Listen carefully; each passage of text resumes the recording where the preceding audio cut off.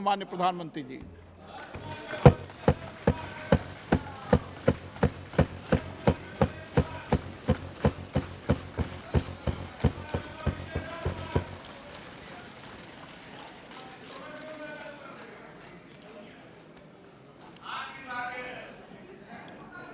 आदरणीय अध्यक्ष जी,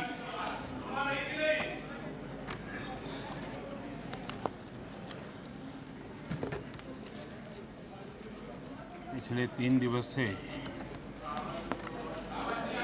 अनेक वरिष्ठ महानुभाव आदरणीय सदस्यों ने अपने विचार व्यक्त किए हैं।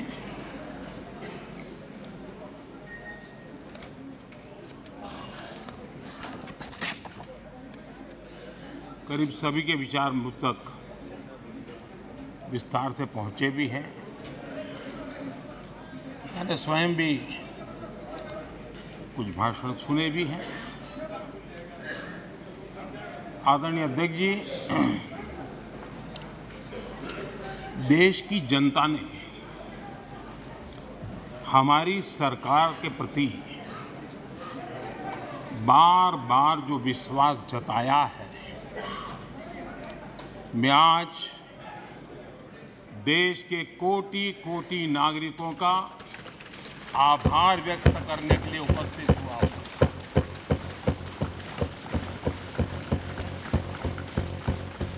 और अध्यक्ष जी कहते हैं, भगवान बहुत दयालु है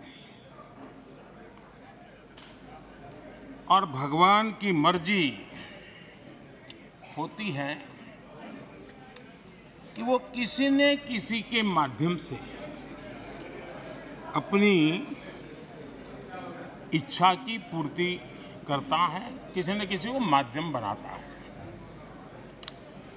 मैं इसे भगवान का आशीर्वाद मानता हूं कि ईश्वर ने विपक्ष को सुझाया और वो प्रस्ताव लेकर आए।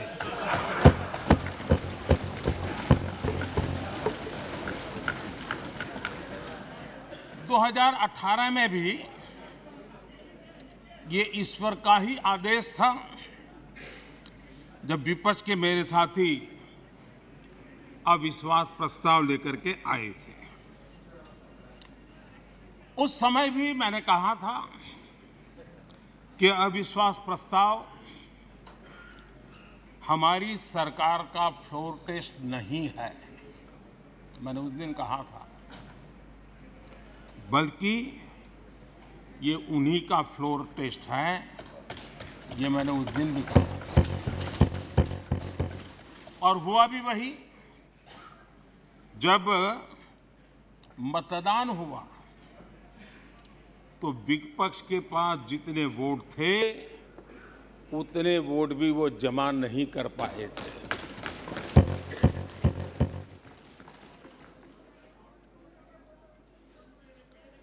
और इतना ही नहीं,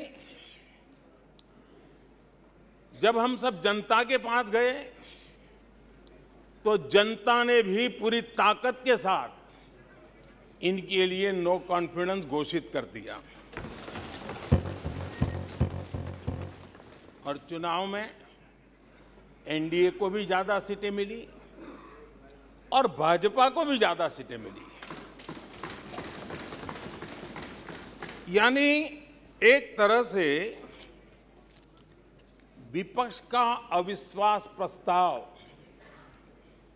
हमारे लिए शुभ होता है।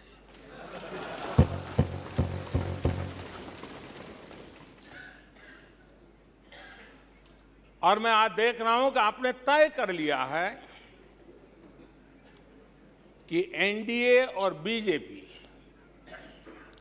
2024 के चुनाव में पुराने सारे रिकॉर्ड तोड़ करके भव्य विजय के साथ जनता के आशीर्वाद से वापस आएंगे। आदरणीय अध्यक्ष जी, विपक्ष के प्रस्ताव पर यहां 3 दिनों से अलग अलग विषयों पर काफी चर्चा हुई है। अच्छा होता कि सत्र की शुरुआत के बाद से ही विपक्ष ने गंभीरता के साथ सदन की कार्यवाही में हिस्सा लिया होता। बीते दिनों इसी सदन ने और हमारे दोनों सदन ने Jan Vishwas bill, mediation bill, dental commission bill, आदिवासियों के लिए जुड़े हुए bill, digital data protection bill, national research foundation bill, coastal aquaculture से जुड़ा बिल, ऐसे कई महत्वपूर्ण बिल यहाँ पारित किए। और ये ऐसे बिल थे जो हमारे फिशरमैन के हक के लिए थे और उसका सबसे ज्यादा लाभ केरल को होना था और केरल के सांसदों से ज्यादा अपेक्षा थी कि ऐसे बिल पर तो अच्छे ढंग से हिस्सा लेते, लेकिन राजनीति उन पर ऐसी हावी हो चुकी है कि उनको फिशरमैन की चिंता नहीं है। यहां नेशनल रिसर्च फाउंडेशन का बिल था, देश की युवा शक्ति के आशा आकांक्षाओं के लिए एक नई दिशा देने वाला बिल था। हिंदुस्तान को एक साइंस पावर के रूप में भारत कैसे उभरे, वैश्विक दीर्घदृष्टि के साथ सोचा गया था। उससे भी आपका इतराज। डिजिटल डाटा प्रोटेक्शन बिल, ये बिल अपने आप में देश के युवाओं के जज्बे में जिस बात आज प्रमुखता से है उससे जुड़ा हुआ था। आने वाला समय टेक्नोलॉजी ड्रिवन है। आज डाटा को एक प्रकार से सेकंड ऑयल के रूप में, सेकंड गोल्ड के रूप में माना जाता है। उस पर कितनी गंभीर चर्चा की जरूरत थी, लेकिन राजनीति आपके लिए प्राथमिकता थी। कई ऐसे बिल थे जो गांव के लिए, गरीब के लिए, दलित के लिए, पिछड़ों के लिए, आदिवासी के लिए, उनके कल्याण की चर्चा करने के लिए थे, उनके भविष्य के साथ जुड़े हुए थे। लेकिन इसमें इन्हें कोई रुचि नहीं है। देश की जनता ने जिस काम के लिए उनको यहां भेजा है, उस जनता का भी विश्वासघात किया गया है।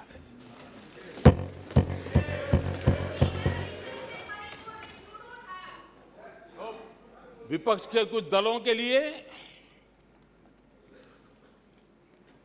उनके आचरण से, उनके व्यवहार से उन्होंने सिद्ध कर दिया है कि देश से ज्यादा उनके लिए दल है, देश से बड़ा दल है, देश से पहले प्राथमिकता दल है। मैं समझता हूं आपको गरीब के भूख की चिंता नहीं है, सत्ता की भूख, यही आपके दिमाग पे सवार है। आपको देश के युवाओं के भविष्य की परवाह नहीं है, आपको अपने राजनीतिक भविष्य की चिंता है।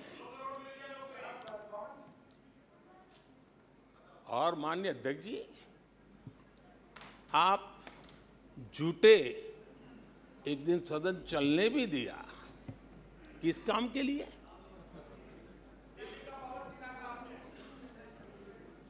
आप झूठे तो अविश्वास प्रस्ताव पर झूठे और अपने कट्टर भ्रष्ट साथी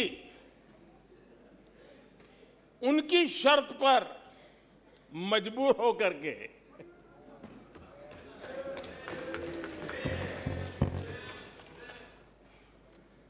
और इस अविश्वास पर प्रस्ताव पर भी आपने कैसी चर्चा की?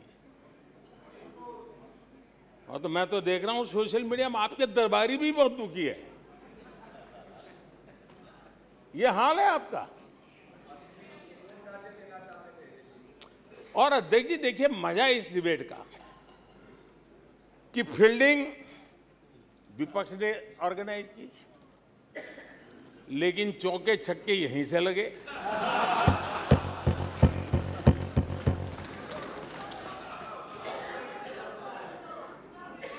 और विपक्ष नो कॉन्फिडेंस मोशन पे नो बॉल नो बॉल पर ही करता आगे चलता जा रहा है। इधर से सेंचुरी हो रही है, उधर से नो बॉल हो रहे हैं।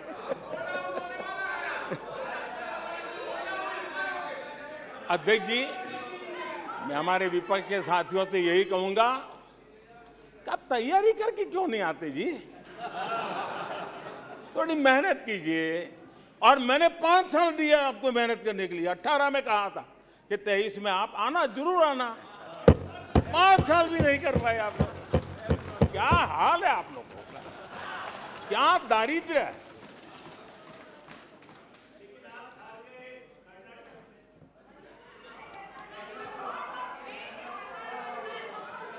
आदरणीय अध्यक्ष जी,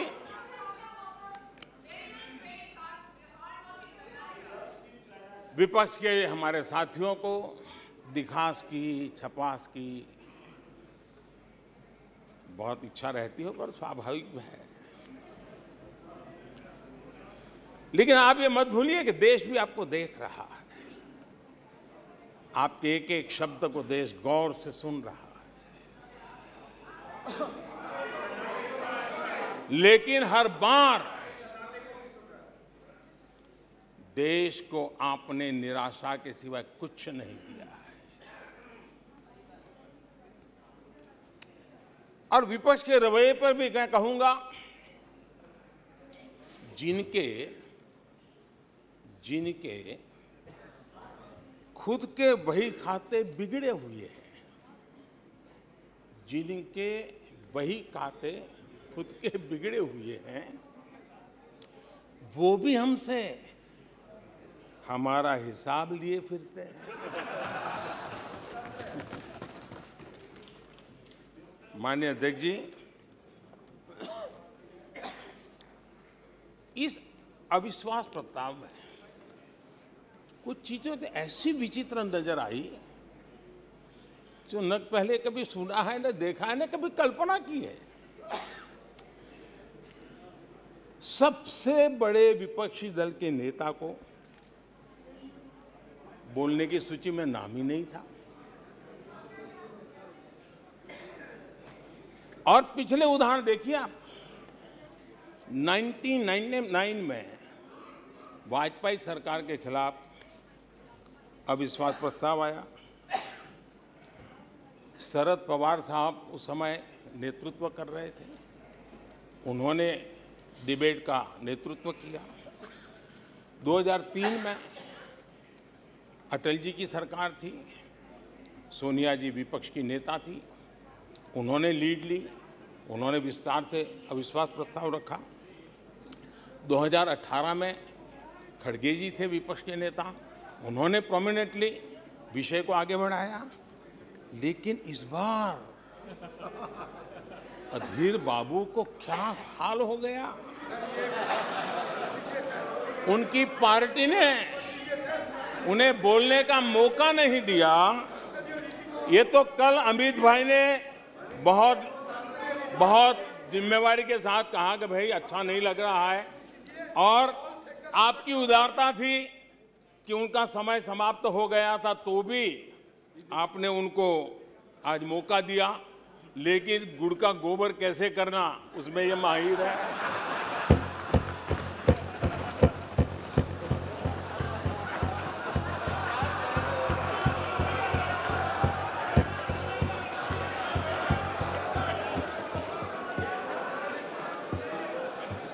मैं नहीं जानता हूं कि आखिर आपकी मजबूरी क्या है। क्यों अधीर बाबू को दरकिनार कर दिया गया? पता नहीं कलकत्ता से कोई फोन आया हो।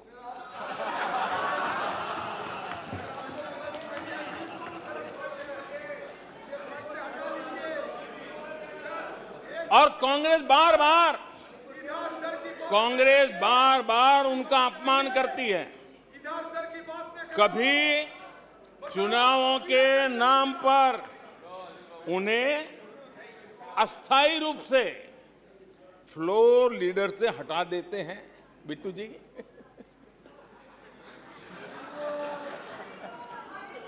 हम अधीर बाबू के प्रति अपनी पूरी संवेदना व्यक्त करते हैं।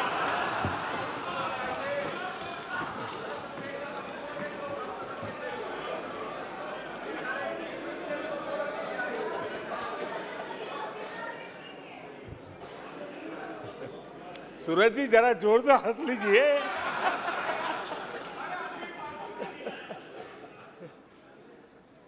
आदरणीय अध्यक्ष जी, किसी भी देश के जीवन में, इतिहास में एक समय ऐसा आता है जब वो पुरानी बंदिशों को तोड़ करके एक नई ऊर्जा के साथ, नए उमंग के साथ, नए सपनों के साथ, नए संकल्प के साथ आगे बढ़ने के लिए कदम उठा लेता है। 21वीं सदी का ये कालखंड, और मैं बड़ी गंभीरता से इस पवित्र लोकतंत्र के मंदिर में बोल रहा हूं और लंबे अनुभव के बाद बोल रहा हूं कि ये कालखंड, सदी का ये वो कालखंड है जो भारत के लिए हर सपने सिद्ध करने का अवसर हमारे चरण में। और हम सब ऐसे टाइम पीरियड में हैं, चाहे हम हैं, चाहे आप हैं, देश के कोटि कोटि जन है। ये टाइम पीरियड बहुत अहम है, बड़ा महत्वपूर्ण है बदलते हुए विश्व में। और मैं इन शब्दों को भी बड़े विश्वास से कहना चाहता हूं कि ये कालखंड जो घड़ेगा, उसका प्रभाव इस देश पर आने वाले 1000 साल तक रहने वाला है। 140 करोड़ देशवासियों का पुरुषार्थ इस कालखंड में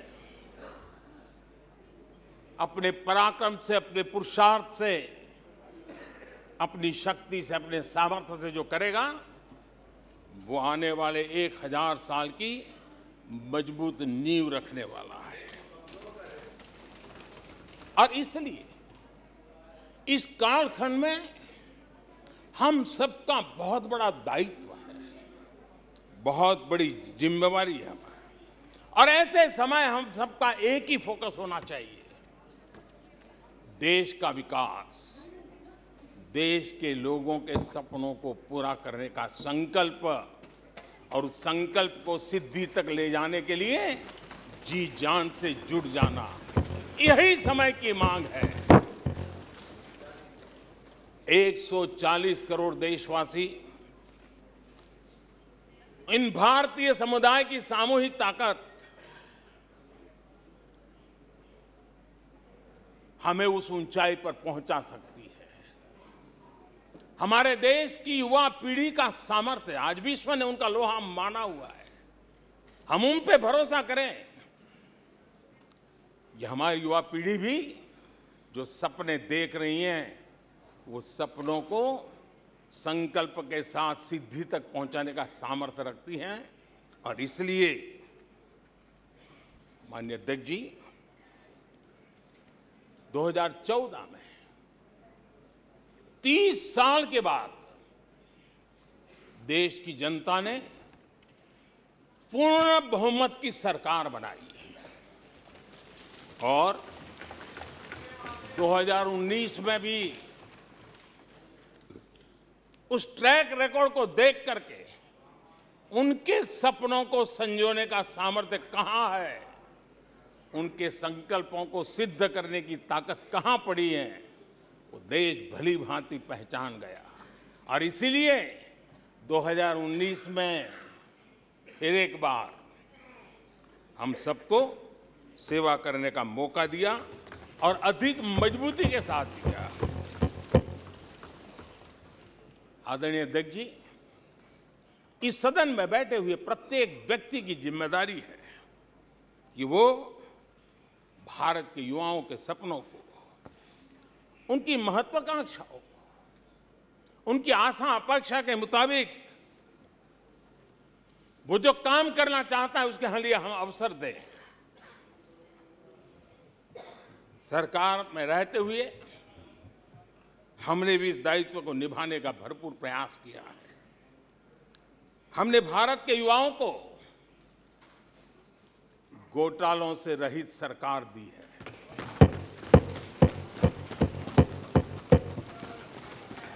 हमने भारत के युवाओं को, आज के हमारे प्रोफेशनल्स को खुले आसमान में उड़ने के लिए हौसला दिया है, अवसर दिया है।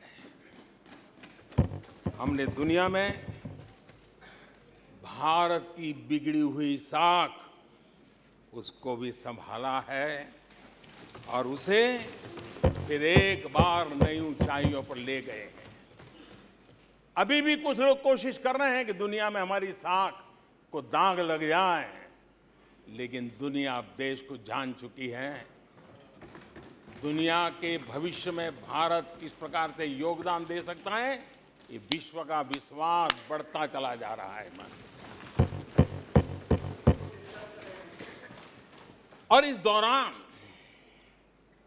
हमारे विपक्ष के साथियों ने क्या किया? जब इतनी सानुकूल वातावरण, चारों तरफ संभावनाएं ही संभावनाएं,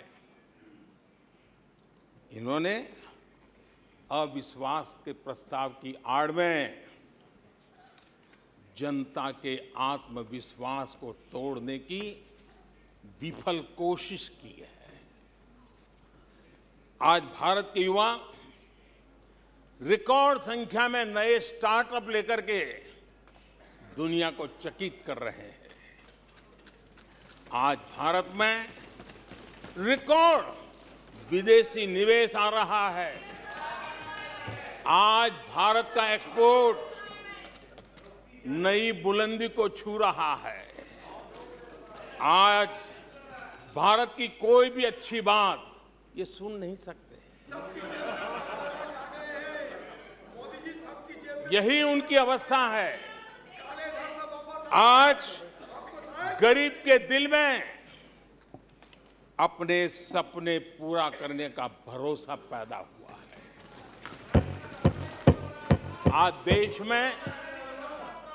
आज देश में गरीबी तेजी से घट रही है। नीति आयोग के रिपोर्ट के अनुसार पिछले 5 साल में 13.5 करोड़ लोग गरीबी से बाहर आए हैं। आदरणीय अध्यक्ष जी, आईएमएफ अपने एक वर्किंग पेपर में लिखता है कि भारत ने अति गरीबी को करीब करीब खत्म कर दिया है। आईएमएफ ने भारत के डीबीटी के और दूसरे हमारे सोशल वेलफेयर स्कीम के लिए आईएमएफ ने इसे कहा है, ये लॉजिस्टिकल मार्वल है। आदरणीय अध्यक्ष जी, डब्ल्यूएचओ ने कहा है, आदरणीय अध्यक्ष जी, वर्ल्ड हेल्थ ऑर्गेनाइजेशन ने कहा है कि जल जीवन मिशन के जरिए भारत में 4 लाख लोगों की जान बच रही है। ये 4 लाख कौन है? मेरे गरीब, पीड़ित, शोषित, वंचित परिवारों के मेरे स्वजन है।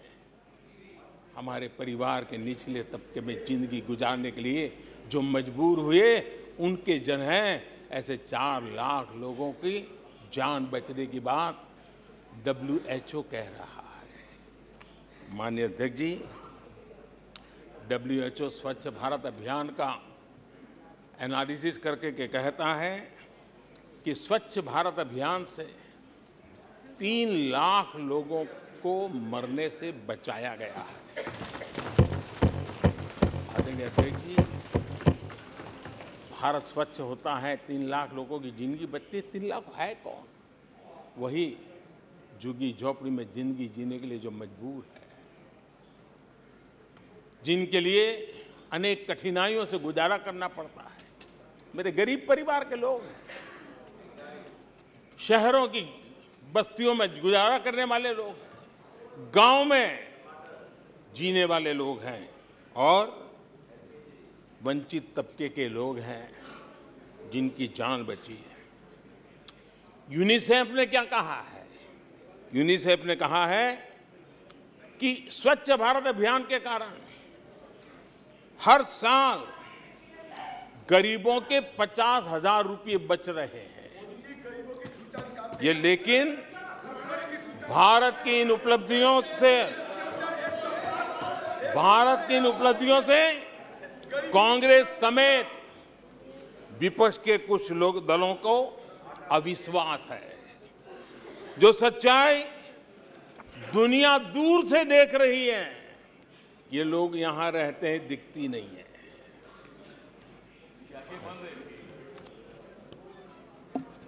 आदरणीय अध्यक्ष जी,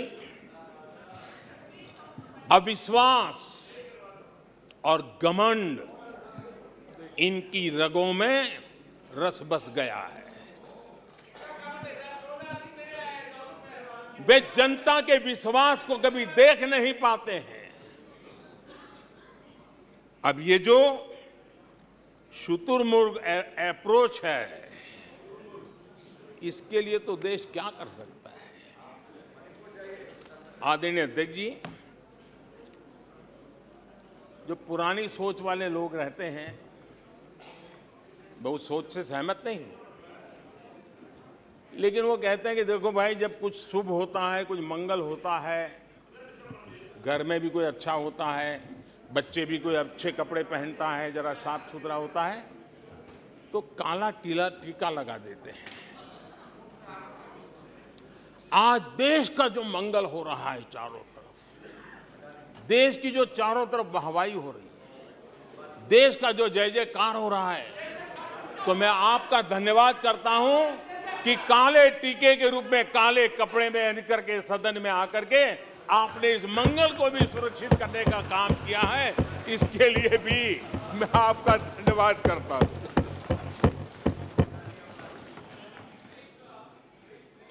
आदरणीय अध्यक्ष जी,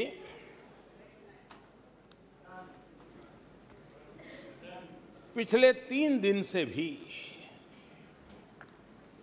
हमारे विपक्ष के साथियों ने जी भर करके, डिक्शनरी खोल खोल करके जितने अपशब्द मिलते हैं ले आए, जितने अपशब्दों का उपयोग कर सकते हैं भरपूर, पता नहीं कहां से ले आते हैं। लेकिन अच्छा है, थोड़ा मन का गुबार उनका निकल गया होगा, थोड़ा मन हल्का हुआ होगा, इतने अपशब्द बोल दिए हैं तो। और वैसे तो ये लोग मुझे दिन रात कोसते रहते हैं, उनकी ये फितरत है। और उनके लिए तो सबसे प्रिय नारा क्या है? मोदी तेरी कब्र खुदेगी। मोदी तेरी कब्र खुदेगी, मोदी तेरी कब्र खुदेगी,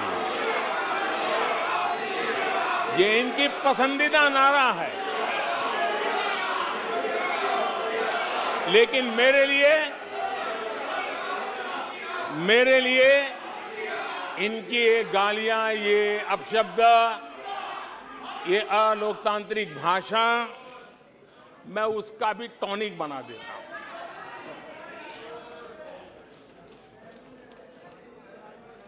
और ये ऐसा क्यों करते हैं और ये क्यों होता है? आज मैं सदन में कुछ सीक्रेट बताना चाहता हूं। मेरा पक्का विश्वास हो गया है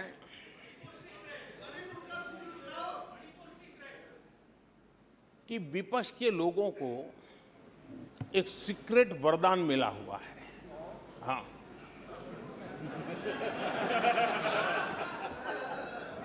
सीक्रेट वरदान मिला हुआ है जी। और वरदान ये कि ये लोग जिसका बुरा चाहेंगे उसका भलाई ही होगा।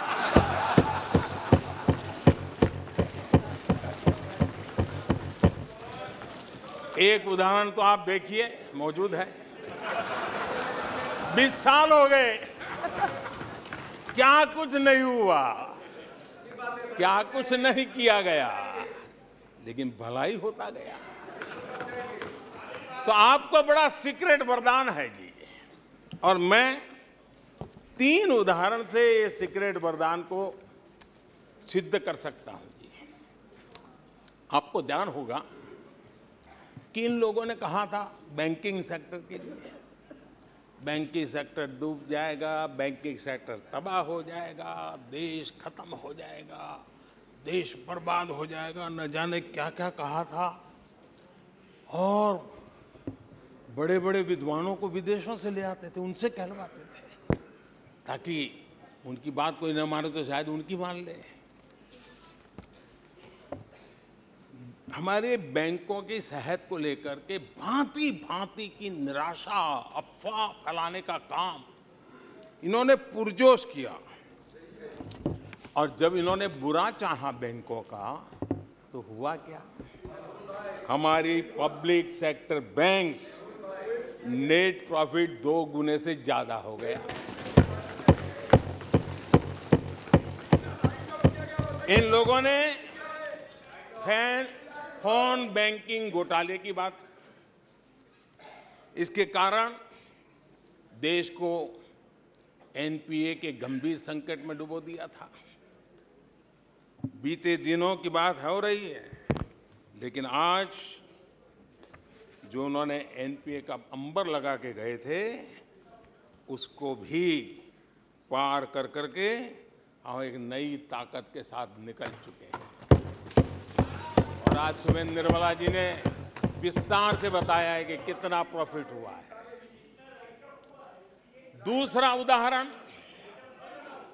हमारे डिफेंस के हेलीकॉप्टर बनाने वाली सरकारी कंपनी HAL, ये HAL को लेकर के कितनी भली बुरी बातें इन्होंने करी थी।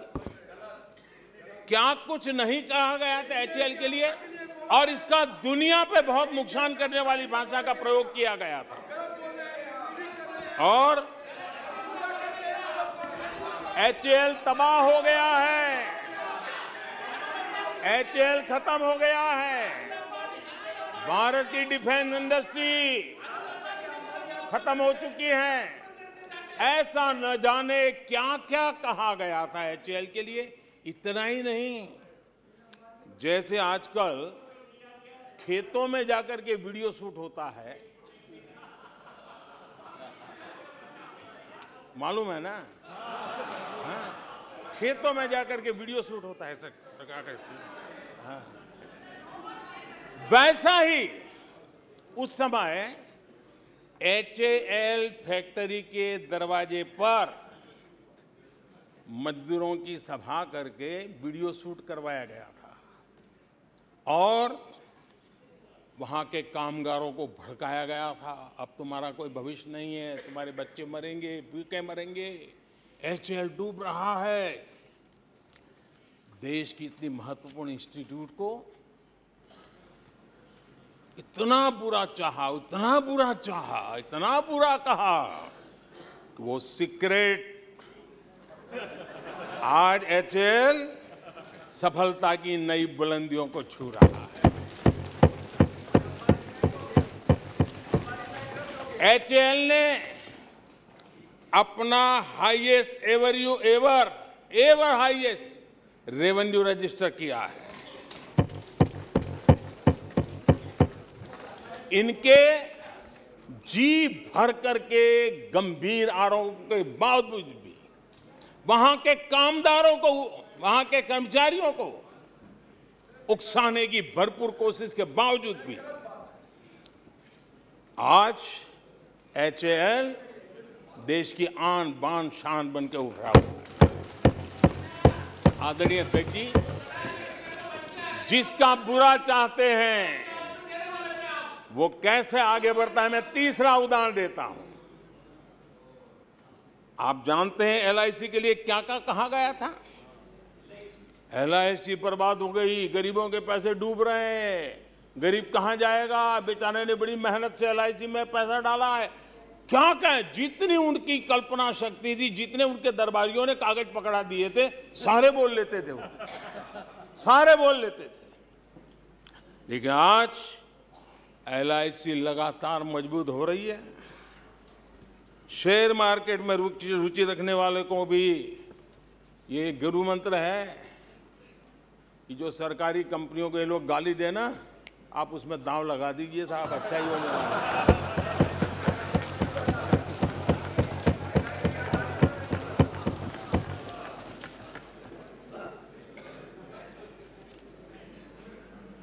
आदरणीय अध्यक्ष जी, ये लोग देश की जिन संस्थाओं की मृत्यु की घोषणा करते हैं, उन संस्थाओं का भाग्य चमक जाता है। और मुझे विश्वास है कि ये जैसे देश को कोसते हैं, लोकतंत्र को कोसते हैं, मेरा पक्का विश्वास है देश भी मजबूत होने वाला है, लोकतंत्र भी मजबूत होने वाला है, और हम तो होने ही वाले हैं। आदरणीय अध्यक्ष जी, ये वो लोग हैं जिन्हें देश के सामर्थ्य पर विश्वास नहीं। इन लोगों को देश के परिश्रम पर विश्वास नहीं है, देश के पराक्रम पर विश्वास नहीं है। कुछ दिन पहले मैंने कहा था कि हमारी सरकार के अगले टर्म में, तीसरे टर्म में, भारत दुनिया की तीसरी टॉप अर्थव्यवस्था बनेगा।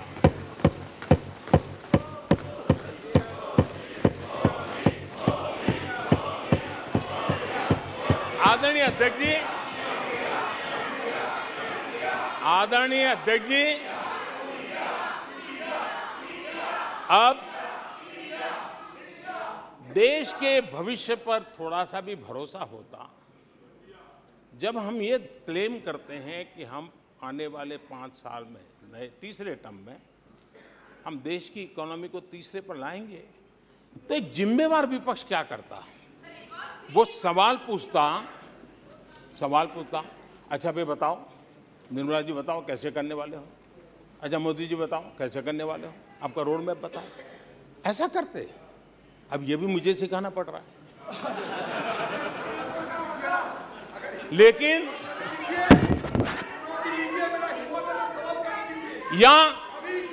या वो कुछ सुझाव दे सकते थे, ये कुछ सुझाव दे सकते थे, या फिर कहते हम चुनाव में जनता के बीच जाकर के बताएंगे कि ये तीसरे की बात करते हैं, हम तो 1 नंबर पे लेके आएंगे, और ऐसे ऐसे लेके कुछ तो करते यार। लेकिन हमारे विपक्ष की त्रासदी ये है, और उनके राजनीतिक विमर्श पर गौर कीजिए। कांग्रेस के लोग क्या कह रहे हैं? अब देखिए कितना कल्पना दारिद्र्य है। इतने सालों तक सत्ता में रहने के बाद भी क्या अनुभवताहीन बातें सुनने को मिल रही है जी। क्या कहते हैं ये कहते हैं इस लक्ष्य तक पहुंचने कुछ करने की जरूरत नहीं, ऐसे ही होने वाला है तीसरे नंबर पे। बताओ, मुझे लगता है कि इसी सोच के कारण वो सोते रहे इतने सालों तक, तो अपने आप होने वाला है। वो कहते हैं बिना कुछ किए तीसरे पहुंच जाएंगे, और कांग्रेस की माने अगर सब कुछ अपने आप ही हो जाने वाला है, इसका मतलब है कांग्रेस के पास न नीति है, न नीयत है, न विजन है, न वैश्विक अर्थव्यवस्था की समझ है और न ही भारत के अर्थ जगत के ताकत का पता है। और इसलिए सोए सोए सब हो जाएगा, यही एक आदरणीय अध्यक्ष जी, ये वजह है कि कांग्रेस के शासन में भारत गरीबी और गरीबी को बढ़ाता गया। 1991 में देश कंगाल होने की स्थिति में था। कांग्रेस के शासनकाल में अर्थव्यवस्था दुनिया के क्रम में 10, 11, 12 इसके बीच में झोले खाती थी, झूलती रही थी। लेकिन 2014 के बाद भारत ने टॉप 5 में अपनी जगह बना ली।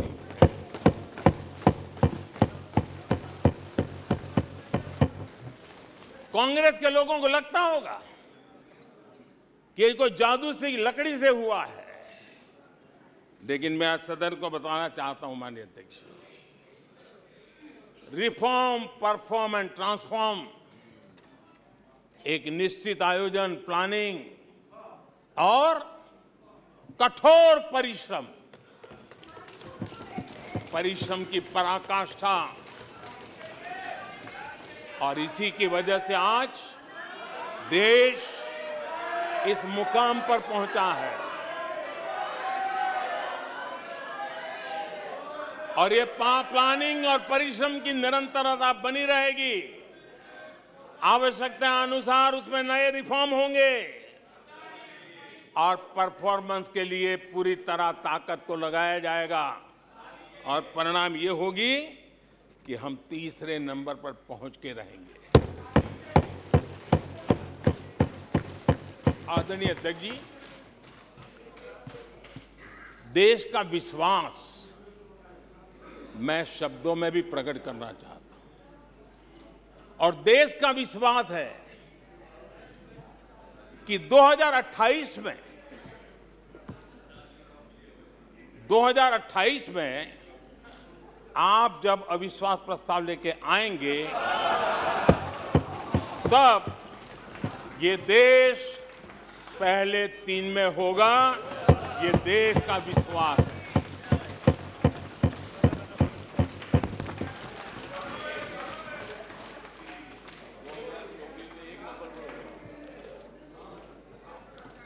आदरणीय अध्यक्ष जी, हमारे विपक्ष के मित्रों के फितरत में ही अविश्वास भरा पड़ा है। हमने लाल किले से स्वच्छ भारत अभियान का आह्वान किया, लेकिन उन्होंने हमेशा अविश्वास जताया। कैसे हो सकता है? भाई गांधी जी भी आके गए, करके कह के गए, क्या हुआ? अब स्वच्छता कैसे हो सकती है? अविश्वास से भरी हुई इनकी सोच है। हमने माँ बेटी को खुले में शौच से मुक्त करने के लिए, उस मजबूरी से मुक्त होने के लिए शौचालय जैसी जरूरत पे जोर दिया, और तब ये कहना, क्या लाल किले से ऐसे विषय बोले जाते हैं क्या? क्या ये देश की प्राथमिकता होती है क्या?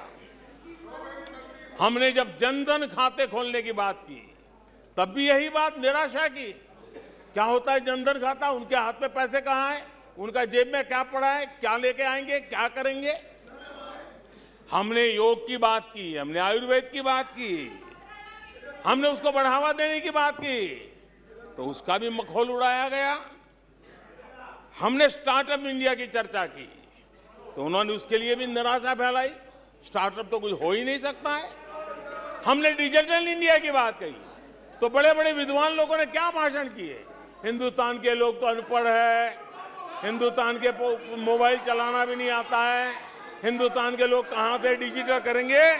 आज डिजिटल इंडिया, देश आगे है। हमने मेक इन इंडिया की बात कही, जहां गए वहां मेक इन इंडिया का मजाक उड़ाया, जहां गए वहां मेक इन इंडिया का मजाक उड़ाया। आदरणीय अध्यक्ष जी,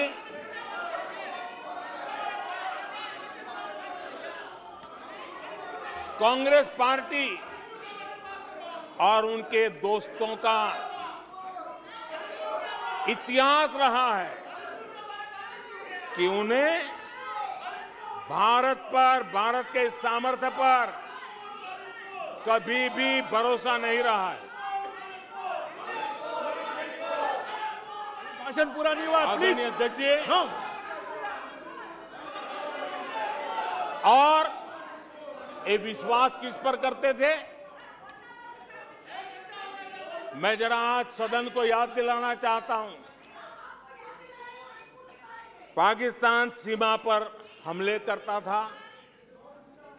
हमारे यहां आए दिन आतंकवादी भेजा जाता था और उसके बाद पाकिस्तान हाथ ऊपर करके मुकर जाता था, भाग जाता था, बोले हमारी तो कोई जिम्मेवारी नहीं है, कोई जिम्मा लेने को तैयार नहीं होता था।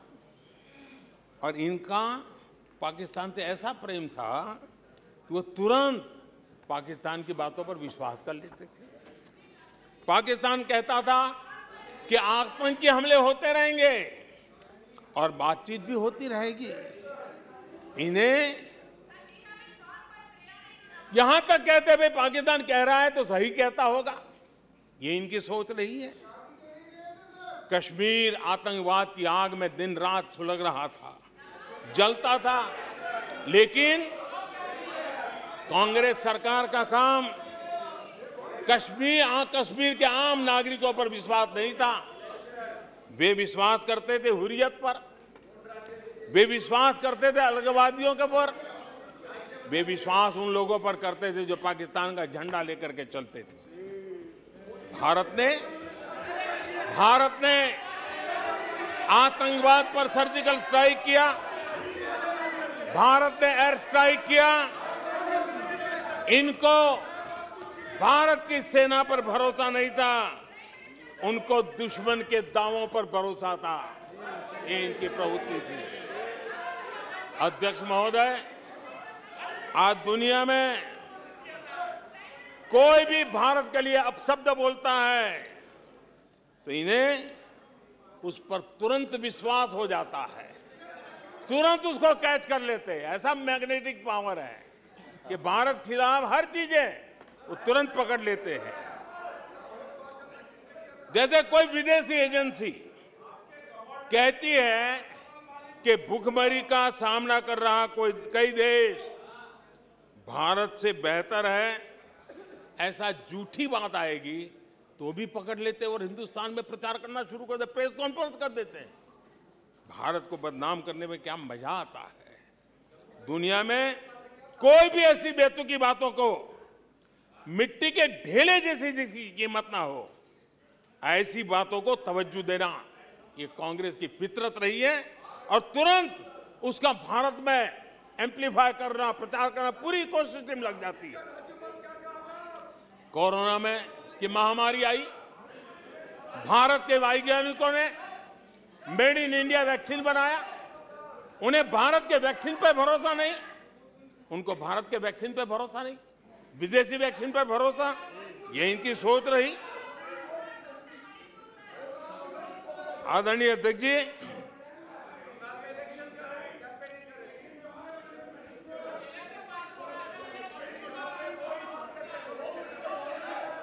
देश के कोटि कोटि नागरिकों ने भारत के वैक्सीन पर विश्वास जताया। इनको भारत के सामर्थ्य पर विश्वास नहीं है, इनको भारत के लोगों पर विश्वास नहीं है। लेकिन इस सदन को मैं बताना चाहता हूं, इस देश का भी, भारत के लोगों का कांग्रेस के प्रति नो कॉन्फिडेंस का भाव बहुत गहरा है। कांग्रेस के प्रति नो कॉन्फिडेंस का भाव बहुत गहरा है भारत के लोगों में। कांग्रेस अपने घमंड से इतनी चूर हो गई है, इतनी भर गई है कि उसको जमीन दिखाई तक देती नहीं है। आदरणीय अध्यक्ष जी, देश के कई हिस्सों में कांग्रेस को जीत दर्ज करने में अनेक दशक लग गए हैं। तमिलनाडु में कांग्रेस की आखिरी बार 1962 में जीत हुई थी। 61 वर्षों से तमिलनाडु के लोग कह रहे हैं कांग्रेस नो कॉन्फिडेंस। तमिलनाडु के लोग कह रहे हैं कांग्रेस। पश्चिम बंगाल में उन्हें आखिरी बार जीत 1972 में मिली थी। पश्चिम बंगाल के लोग 51 सालों से कह रहे हैं कांग्रेस कांग्रेस। उत्तर प्रदेश और बिहार और गुजरात कांग्रेस आखिरी 1985 में जीती थी। पिछले 38 वर्षों से वहां के लोगों ने कांग्रेस को कहा है, वहां के लोगों ने कांग्रेस को कहा है। त्रिपुरा में उन्हें आखिरी बार 1988 में जीत मिली थी। 35 वर्षों से त्रिपुरा के लोग कांग्रेस को कह रहे हैं कांग्रेस कांग्रेस। ओडिशा में कांग्रेस को आखिरी बार 1995 में जीत नसीब हुई थी। यानी ओडिशा में भी 28 वर्षों से कांग्रेस को एक ही जवाब दे रहा है। उड़ीसा कह रहा है नो कॉन्फिडेंस कांग्रेस। माननीय प्रधानमंत्री जी, नागालैंड में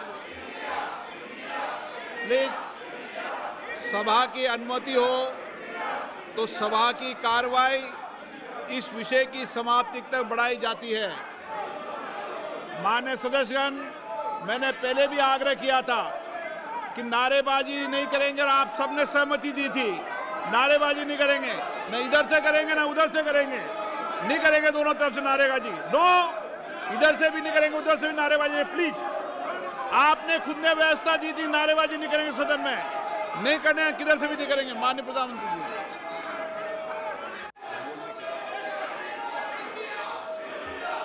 आदरणीय अध्यक्ष जी,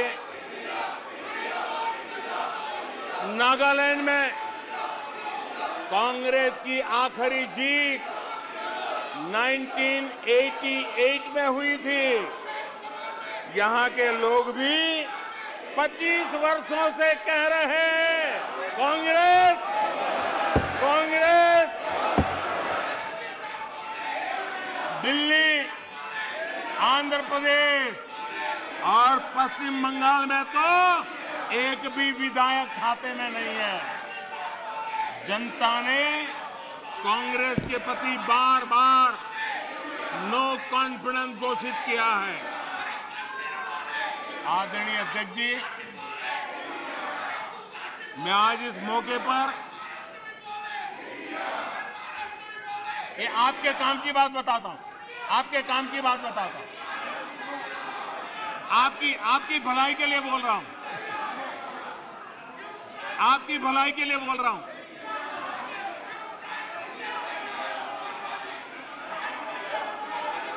आप थक जाएंगे, आप लोग थक जाएंगे। मैं आपकी भलाई की बात बताता हूं। मैं आज इस मौके पर हमारे विपक्ष के साथियों के प्रति अपनी संवेदना भी व्यक्त करना चाहता हूं। कुछ ही दिन पहले बेंगलुरु में आपने मिलजुल कर करीब करीब 1.5-2 दशक पुराने यूपी यूपीए का क्रियाकर्म किया है, उसका अंतिम संस्कार किया है। लोकतांत्रिक व्यवहार के मुताबिक मुझे तभी आपको सहानुभूति जरूर व्यक्त करनी चाहिए थी, संवेदना व्यक्त करनी चाहिए थी, लेकिन देरी में मेरा कसूर नहीं है। देरी में मेरा कसूर नहीं है, क्योंकि आप खुद ही एक और यूपीए का क्रियाकर्म कर रहे थे और दूसरी ओर जश्न भी मना रहे थे। और जश्न भी किस बात का? खंडहर पर नया प्लास्टर लगाने का। आप जश्न मना रहे थे खंडहर पर नया प्लास्टर लगाने का। आप जश्न मना रहे थे खेल मशीन पर नया पेंट लगाने का। दशकों पुरानी खटारा गाड़ी को इलेक्ट्रिक व्हीकल दिखाने के लिए आपने इतना बड़ा मजमा लगाया था। और मजेदार ये कि मजमा खत्म होने से पहले ही उसका क्रेडिट लेने के लिए आप में सिर फुटबॉल शुरू हो गई। मैं हैरान था कि ये गठबंधन लेकर आप जनता के बीच जाएंगे। मैं विपक्ष के साथियों को कहना चाहता हूं, आप जिसके पीछे चल रहे हो, आप जिसके पीछे चल रहे हो, उसको तो इस देश की जबान, इस देश की संस्कार की समझ ही नहीं बची है। पीढ़ी दर पीढ़ी ये लोग लाल मिर्च और हरी मिर्च का फर्क नहीं समझ पाए।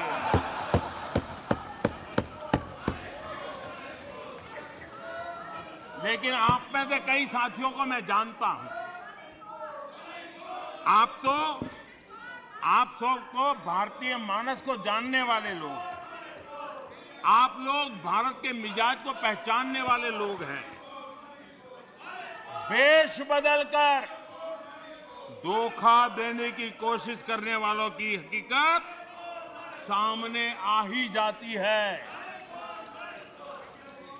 जिन्हें सिर्फ नाम का सहारा है, जिन्हें सिर्फ नाम का सहारा है, उन्हीं के लिए कहा गया है, दूर युद्ध से भागते,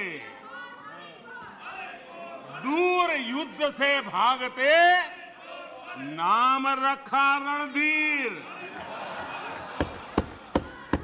दूर युद्ध से भागते, नाम रखा रणधीर।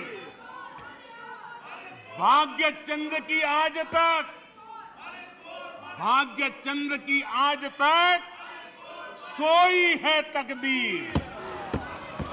भाग्य चंद की आज तक सोई है तकदीर। आदरणीय अध्यक्ष जी, इनकी मुसीबत ऐसी है कि खुद को जिंदा रखने के लिए, खुद को जिंदा रखने के लिए इनको एनडीए का ही सहारा लेना पड़ा है। खुद को जिंदा रखने के लिए इन्हें एनडीए का ही सहारा लेना पड़ा है। लेकिन आदत के मुताबिक घमंड का जो आई है ना, आई, वो उनको छोड़ता नहीं है। और इसलिए एनडीए में 2 आई पिरो दिए, 2 घमंड के आई पिरो दिए। पहला आई 26 दलों का घमंड, और दूसरा आई एक परिवार का घमंड एनडीए भी चुरा लिया कुछ बचने के लिए और इंडिया के भी टुकड़े कर दिए। I dot N dot D dot I dot. आदरणीय अध्यक्ष जी,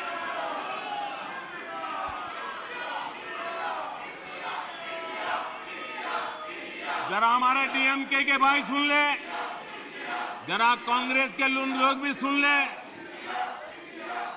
अध्यक्ष महोदय, यूपीए को लगता है कि देश के नाम का इस्तेमाल करके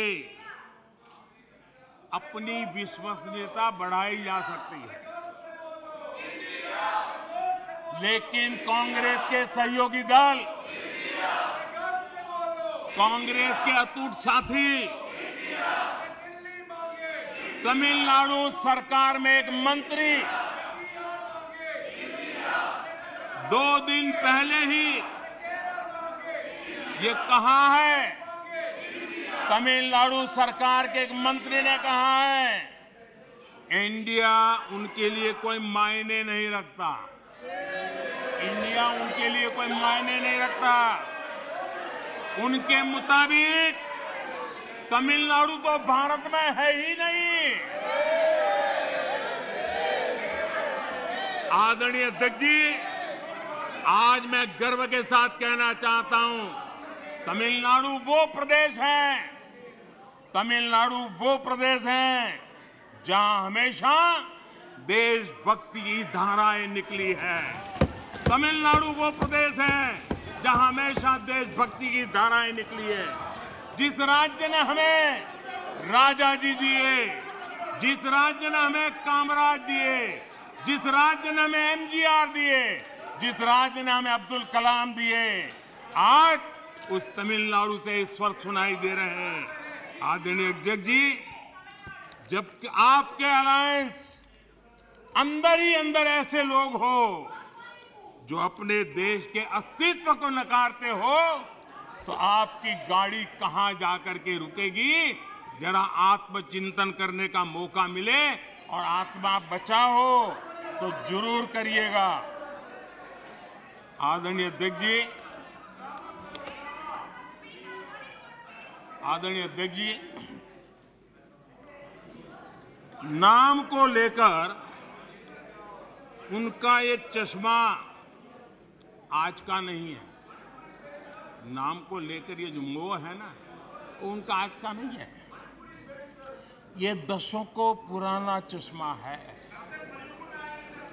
इन्हें लगता है कि नाम बदलकर देश पर राज कर लेंगे। गरीब को चारों तरफ उनका नाम तो नजर आता है, लेकिन उनका काम कहीं नजर नहीं आता।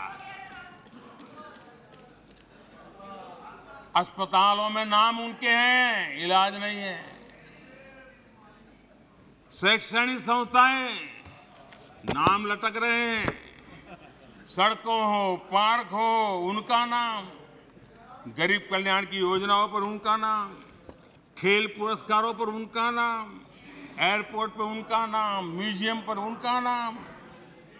अपने नाम से योजनाएं चलाई और फिर उन योजनाओं में हजारों करोड़ के भ्रष्टाचार किए। समाज के अंतिम छोर पर खड़ा व्यक्ति काम होते देखना चाहता था, लेकिन उसे मिला क्या? सिर्फ परिवार का नाम। अध्यक्ष महोदय, कांग्रेस की पहचान से जुड़ी कोई चीज उनकी अपनी नहीं है, कोई चीज उनकी अपनी नहीं है। चुनाव चिन्ह से लेकर विचारों तक सब कुछ कांग्रेस अपना होने का दावा करती है, वो किसी और से लिया हुआ है। आदरणीय अध्यक्ष जी, प्लीज माननीय सदस्य प्लीज। सीट पे जाइए, सीट पे।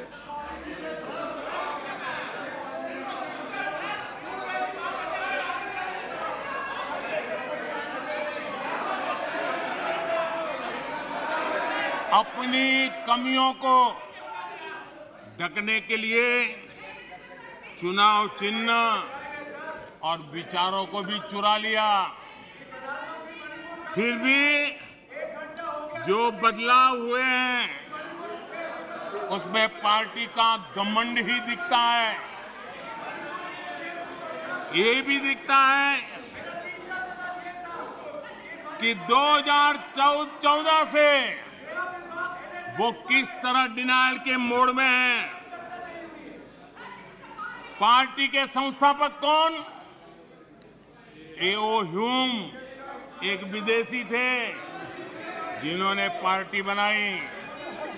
आप जानते हैं 1920 में भारत के स्वतंत्रता संग्राम को एक नई ऊर्जा मिली।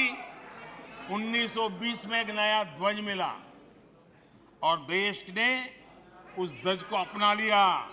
तो रातों रात कांग्रेस ने उस ध्वज की ताकत देख करके उसे भी छीन लिया और प्रतीक को देखा कि ये गाड़ी चलाने के लिए ठीक रहेगा।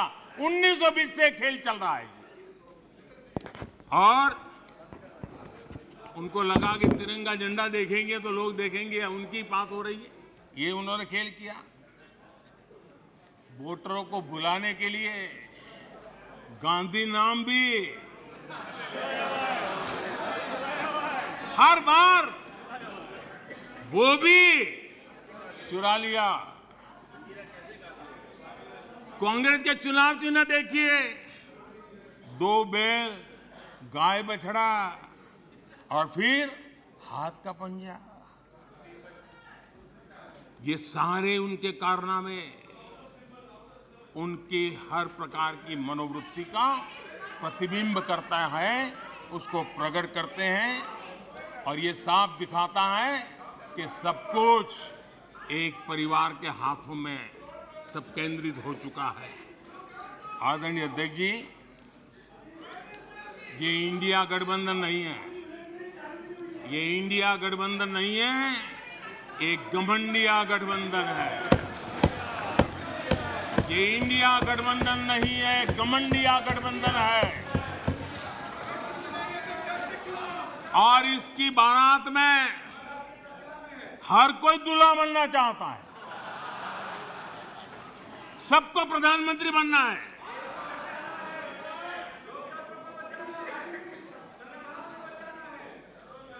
आदरणीय अध्यक्ष जी, इस गठबंधन ने यह भी नहीं सोचा है कि किस राज्य में आपके साथ, आप किसके साथ कहां पहुंचे हैं।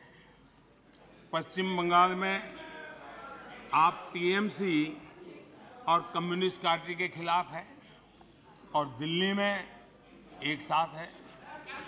और अधीर बाबू 1991